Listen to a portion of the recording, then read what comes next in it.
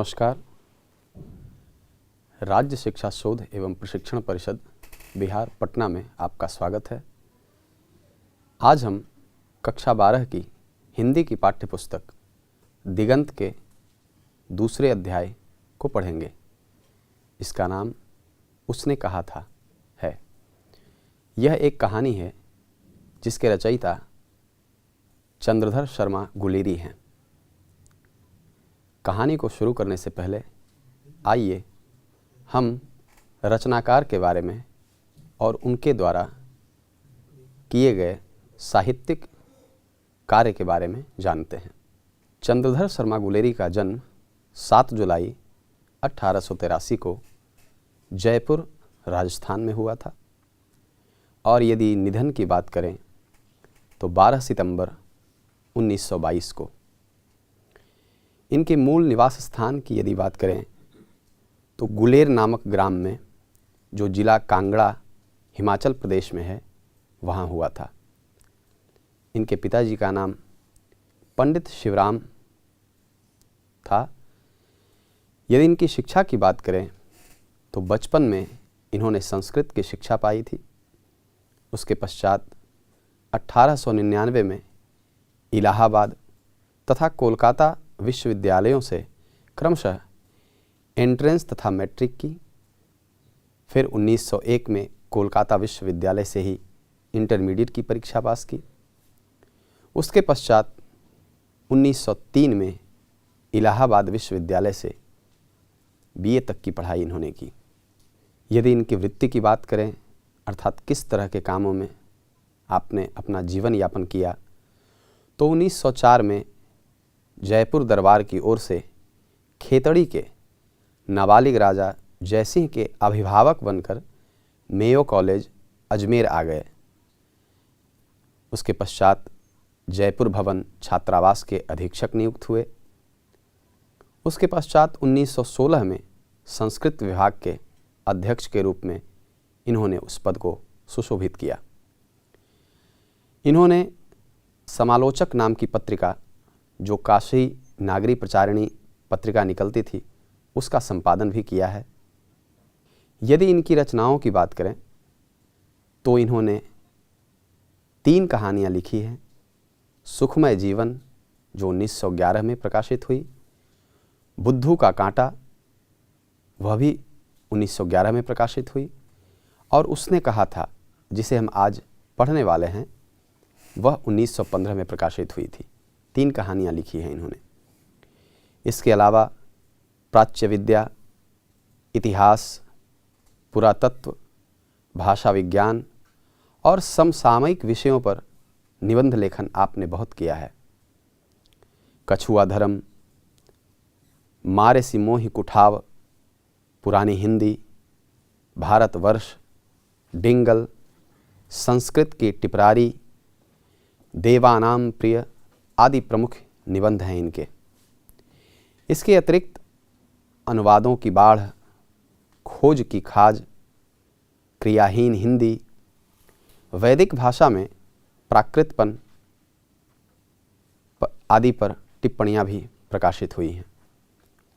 यदि अंग्रेजी की बात करें तो अंग्रेजी में आपने a poem by Bhasa, a commentary on Vatsyayana's Kamasutra, the literary criticism आदि निबंध लिखा है, और देश प्रेम को लेकर भी कुछ कविताएं लिखी हैं। रचनाकार के बारे में थोड़ा और जानते हैं। चंद्रधर शर्मा गुलेरी 20वीं शती के प्रथम चरण में हिंदी गद्य साहित्य के प्रमुख लेखक थे। वे अपने समय में हिंदी, संस्कृत, अंग्रेजी आदि भाषाओं के प्रकांड विद्वान थे। प्राकृत, अपभ्रंश आदि भाषाओं में भी उनकी गहरी गति थी। पुरातत्व, इतिहास, भाषाशास्त्र आदि विषयों का उनका ज्ञान अपने समय में अद्यतन, अर्थात उस समय की जो जानकारी होनी चाहिए वो भी थी, और तलस्पर्शी मानी जाती है, यानी गहराई में भी जानकारी थी उन्हें। साहित्य के अतिरिक्त अपनी अभिरुचि के अन्य विषयों पर उन्होंने हिंदी में निबंध, लेख, टिप्पणियाँ बराबर लिखी हैं। वे द्विवेदी युग के एक प्रमुख निबंधकार और बहुमान्य विद्वान थे। गूढ़ और विदग्ध अर्थात तपा हुआ, हास परिहास तथा व्यंग्य से परिपूर्ण अपनी कलात्मक भाषा शैली को देखते हुए वे अपने समय से बहुत आगे दिखाई पड़ते हैं। वस्तुतः वे अपने युग के अत्यंत प्रतिभाशाली और समर्थ लेखक थे। जैसा कि हमने पहले देखा कि गुलेरी जी ने कुल 3 ही कहानियाँ लिखी हैं, किंतु इन्हीं 3 कहानियों के बल पर यह कहानीकार के रूप में हिंदी में अमर हो गए। उनकी कहानियाँ विषय वस्तु, भाषा शैली और शिल्प के कारण अपने समय से बहुत आगे की रचनाएं प्रतीत होती हैं और हिंदी कहानी के विकास में इनका प्रत्यक्ष और परोक्ष दोनों रूप से प्रभाव पड़ा है। संस्कृत का इतना बड़ा पंडित और शास्त्र निष्णात, गंभीर प्रकृति का विद्वान ऐसी सर्जनात्मक भाषा शैली में कल्पना और यथार्थ के ऐसे संतुलित संधान के साथ आधुनिक कथ्यों वाली ये कहानियाँ लिख सका, यह सचमुच चमत्कृत कर देने वाली, आश्चर्य से भर देने वाली रचनात्मक घटना है। ये कहानियाँ अपनी भाषा शैली और शिल्प को लेकर आज भी उतनी ही तरोताज़ा और रचनात्मक कौतुक सरीखी प्रतीत होती हैं जितनी तब थी। कौतुक का अभिप्राय कतई यह नहीं कि इनकी विषय वस्तु या कथ्य कम महत्वपूर्ण अथवा अगंभीर हैं। सच्चाई इसके विपरीत है। इनकी विषय वस्तु और कथ्य अधिक गंभीर, महत्वपूर्ण तथा समय से आगे के हैं। आइए अब इस कहानी के बारे में एक संक्षिप्त जानकारी हम आपके बीच रखते हैं। यहाँ प्रस्तुत कहानी उसने कहा था उनकी अमर रचना है।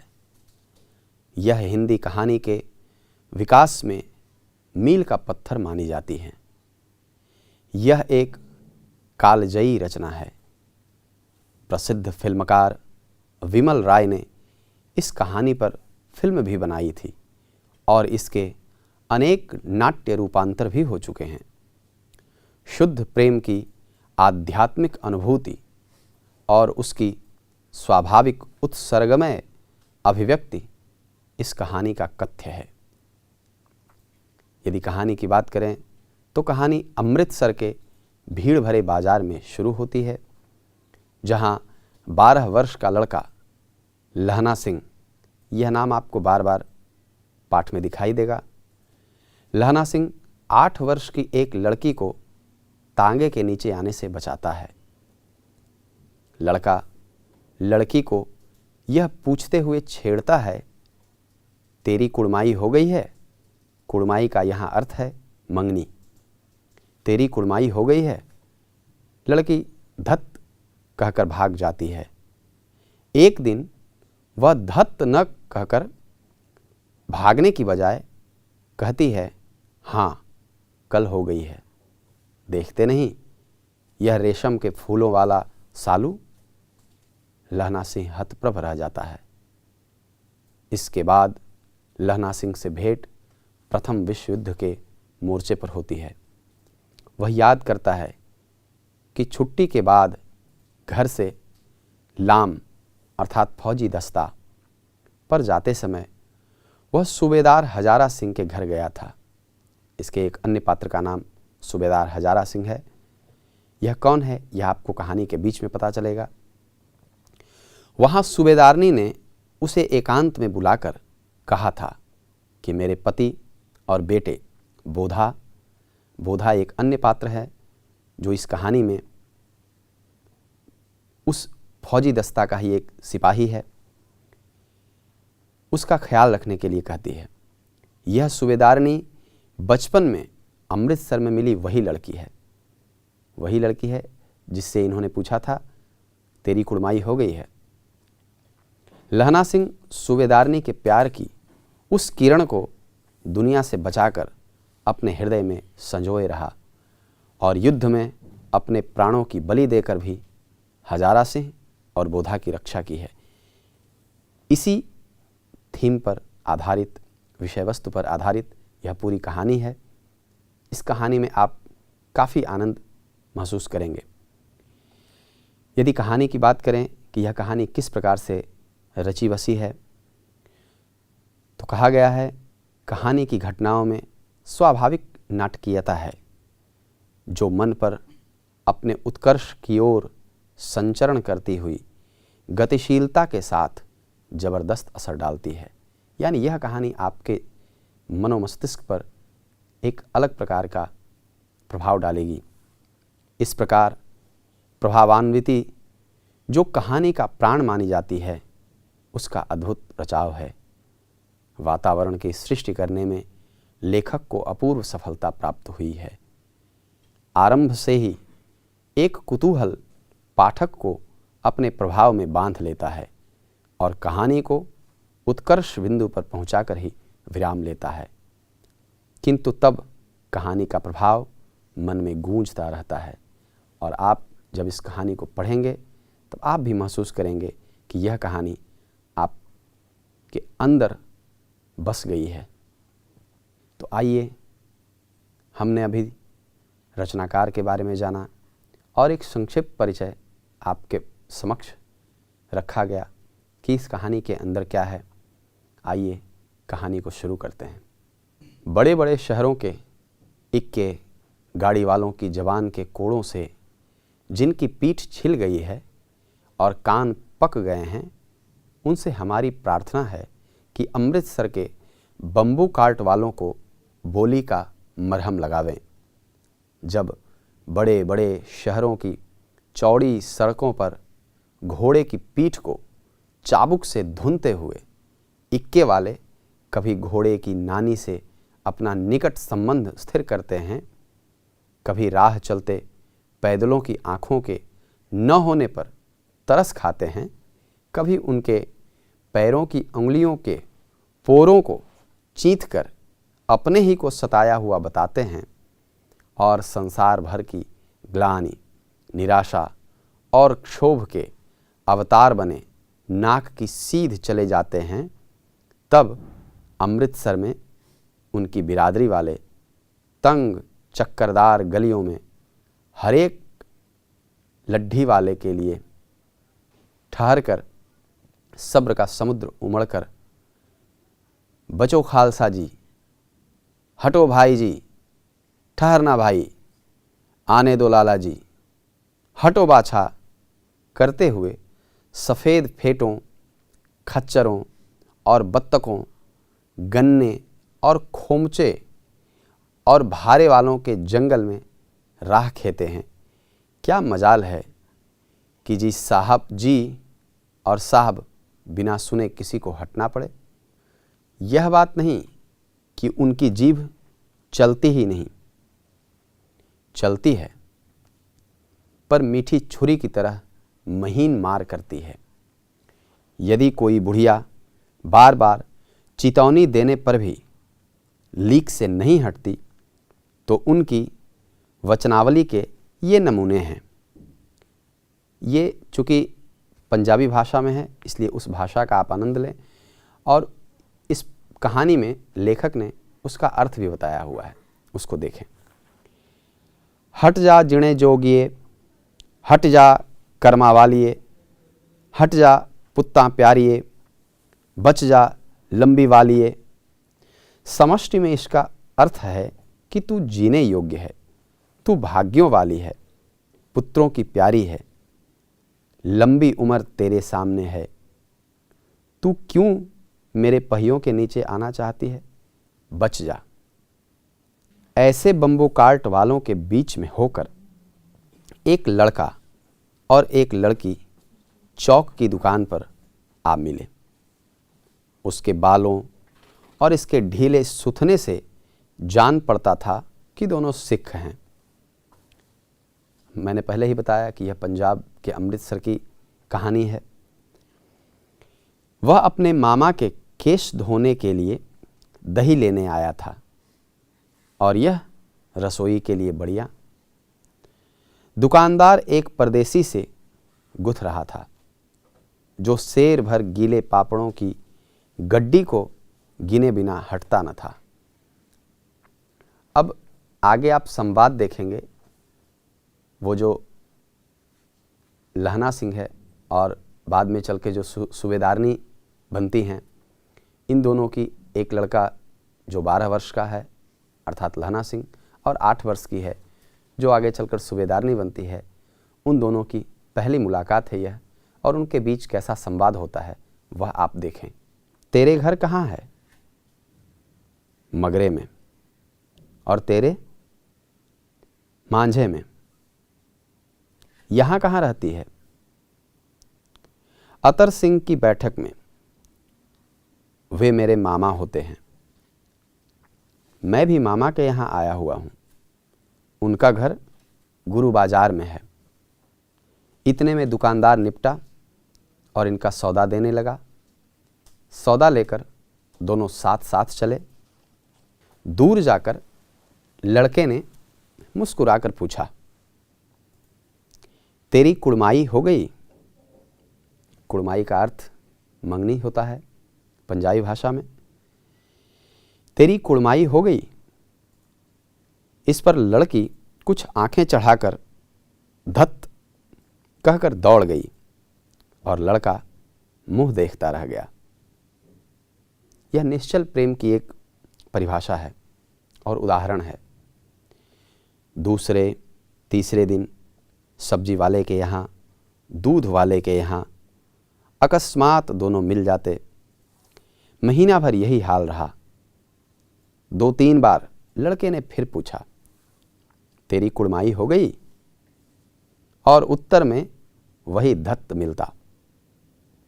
एक दिन जब फिर लड़के ने वैसी ही हंसी में चिढ़ाने के लिए पूछा, तब लड़की लड़के की संभावना के विरुद्ध, यानी कि जैसा अब तक होता आया था कि लड़का यह प्रश्न करता था कि तेरी कुड़माई हो गई है और लड़की का जवाब आता था धत्त, तो लड़के ने फिर यह क्रम 4-5 बार चलता रहा अलग अलग दुकानों पर। किंतु कुछ दिन के बाद जब लड़का पुनः यह प्रश्न करता है कि तेरी कुड़माई हो गई है, तो इस प्रश्न का उत्तर लड़के की आशा के विरुद्ध मिलता है। देखें क्या मिलता है। एक दिन जब फिर लड़के ने वैसी ही हंसी में चिढ़ाने के लिए पूछा, तब लड़की लड़के की संभावना के विरुद्ध बोली, हाँ हो गई। कब? कल। देखते नहीं यह रेशम से कढ़ा हुआ सालू? लड़की भाग गई। लड़के ने घर की राह ली। रास्ते में एक लड़के को मोरी में ढकेल दिया। एक छाबड़ी वाले की दिन भर की कमाई खोई। एक कुत्ते को पत्थर मारा और एक गोभी वाले के ठेले में दूध उड़ेल दिया। सामने नहाकर आती हुई किसी वैष्णवी से टकराकर अंधे की उपाधि पाई। तब कहीं घर पहुंचा। अर्थात उस लड़के को ज्यों ही यह पता चलता है कि उस लड़की की कुड़माई हो गई है अर्थात मंगनी हो गई है, पता नहीं क्यों उस लड़के को एक छिपा हुआ प्रच्छन्न क्रोध उमड़ता है उसके मन में, और वह घर तो जाता है लेकिन घर जाने के क्रम में कई प्रकार की घटनाएं करता जाता है। जैसे कुत्ते को मारना, एक वैष्णवी से टकरा जाना, और फिर यह सुनना कि क्या अंधे हो, दिखाई नहीं देता, या फिर एक छाबड़ी वाली जो दिन भर कुछ बेच कर आई है उसके सारे कमाए हुए चीज़ों को नष्ट कर देना, या फिर एक सब्जी वाला है उसके सब्जियों में दूध डाल देना अर्थात दूध को गिरा देना। ये सारी घटनाएं चलती रहती हैं क्रोध और उदास मन से। आइए आगे देखते हैं। अब दृश्य बदलता है। राम राम, यह भी कोई लड़ाई है? दिन रात खंदकों में बैठ हड्डियां अकड़ गई। लुधियाने से 10 गुना जाड़ा और मेह और बर्फ ऊपर से पिंडलियों तक कीच में धंसे हुए हैं। गनीम कहीं दिखता ही नहीं। घंटे 2 घंटे में कान के पर्दे फाड़ने वाले धमाके के साथ सारी खंदक हिल जाती है और 100-100 गज धरती उछल पड़ती है। खंदक कहते हैं युद्ध के दौरान फौजी जब ज़मीन को कोड़कर और एक गड्ढानुमा स्थान बनाते हैं, उन जगहों को खंदक कहा जाता है। इस गैबी गोले से बचे तो कोई लड़े। नगर कोट का जलजला सुना था। यहाँ दिन में 25 जलजले होते हैं। जो कहीं खंदक से बाहर साफा या कुहनी निकल गई तो चटाक से गोली लगती है। न मालूम बेईमान मिट्टी में लेटे हुए हैं या घास की पत्तियों में छिपे रहते हैं। अब यह दृश्य बदलकर युद्ध का दृश्य हो गया है। लहना सिंह और 3 दिन है। संवाद चल रहा है। लहना सिंह और 3 दिन हैं। 4 तो खंदक में ही बिता दिए। परसों रिलीफ आ जाएगी और फिर 7 दिन की छुट्टी। अपने हाथों झटका करेंगे और पेट भर खाकर सो रहेंगे। उसी फिरंगी मेम के बाग में मखमल की सी हरी घास है। फल और दूध की वर्षा कर देती है। लाख कहते हैं, दाम नहीं लेती। कहती है तुम राजा हो, मेरे मुल्क को बचाने आए हो। 4 दिन तक पलक नहीं झांपी। बिना फेरे घोड़ा बिगड़ता है और बिना लड़े सिपाही। सिपाहियों की आपस में बातचीत हो रही है। सिपाही कह रहे हैं कि जैसे बिना हाथ फेरे घोड़ा बिगड़ जाता है, उसी प्रकार बिना युद्ध किए सिपाही, यदि वो लड़े ही नहीं तो सिपाही आलसी हो जाते हैं। और ये लोग 3 दिन से अपने खंदक में बैठे हुए हैं, किसी भी प्रकार का युद्ध नहीं कर रहे हैं। आगे, मुझे तो संगीन चढ़ाकर मार्च का हुक्म मिल जाए, फिर 7 जर्मनों को अकेला मारकर न लौटूं तो मुझे दरबार साहब की देहली पर मत्था टेकना नसीब न हो। पाजी कहीं के कलों के घोड़े संगीन देखते ही मुंह फाड़ देते हैं और पैर पकड़ने लगते हैं। यूं अंधेरे में 30-30 मन का गोला फेंकते हैं। उस दिन धावा किया था, 4 मील तक एक जर्मन नहीं छोड़ा था। पीछे जनरल ने हट आने का कमान दिया, नहीं तो सीधे बर्लिन पहुंच जाते। क्यों? सूबेदार हजारा सिंह ने मुस्कुराकर कहा। लड़ाई के मामले जमादार या नायक के चलाए नहीं चलते। बड़े अफसर दूर की सोचते हैं। 300 मील का सामना है, एक तरफ बढ़ गए तो क्या होगा? सूबेदार जी, सच है, लहना सिंह बोला, पर करें क्या? हड्डियों में तो जाड़ा धंस गया है। तो हमने देखा कहानी के इस भाग में कि भारत से कुछ सिपाही जो पंजाब क्षेत्र से हैं, वह फ्रांस गए हुए हैं युद्ध के लिए, ब्रिटेन के तरफ से लड़ने के लिए, जर्मनी के विरुद्ध। लेकिन यह सारे खंदक में बैठे हुए हैं और इन्हें युद्ध करना अभी फ़िलहाल नसीब नहीं हो रहा है। इन्होंने यह भी चर्चा की है कि जर्मन कैसे युद्ध करते हैं, छिपकर युद्ध करते हैं। इस स्थिति को वो सारे सिपाही आपस में बातचीत के जरिए मन को हल्का कर रहे हैं, अपनी बातों को रख रहे हैं। हमने कहानी के इस हिस्से में 2 भाग को देखा। एक भाग जिसमें लहना सिंह जो मुख्य पात्र है वह छोटा है, बच्चा है, और सूबेदारनी जो लड़की है 8 वर्ष की, उन दोनों की मुलाकात और बातचीत कैसे दोनों में संवाद होता है, और उस संवाद के बाद यह दृश्य जो युद्ध का दृश्य है, उस दृश्य में हमने देखा कि युद्ध जारी है। तो कहानी के अगले भाग में हम देखेंगे कि कैसे इस युद्ध की अंतिम स्थिति आती है। उसको हम कहानी के अगले भाग में देखेंगे। तब तक के लिए बहुत बहुत धन्यवाद।